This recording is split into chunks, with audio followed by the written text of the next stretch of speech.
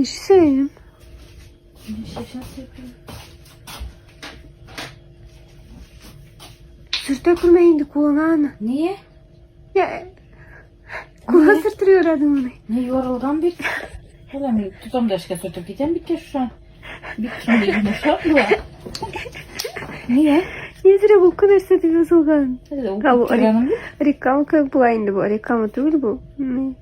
Bu увлажняющая маска для лица. Ellerini şöyle sürtüp giden de bitler kın boyu yumuşak yürüyor. Она надо через 20 минут смыть потом. Kın boyu yürüyeyim. Tutup karılar biteni. Bütün yumuşorgan. Yaşam da sürtme. Kulağına sürtme Niye nasıl? yoruk kısık Ana da poralek mi krem? Yemişe kupun bileki kremler birden. Olar birisi de yok. Ya koyaydın. Ne koyayım bileyim. Cikkara bana kaçak. Bir şey nasıl sürtüyor kalayım. Yürü koyayım kuruyordu. Bunda yok. Sürtüm de sürtüm. Nesine başını sürtüm. Niye sıra uka?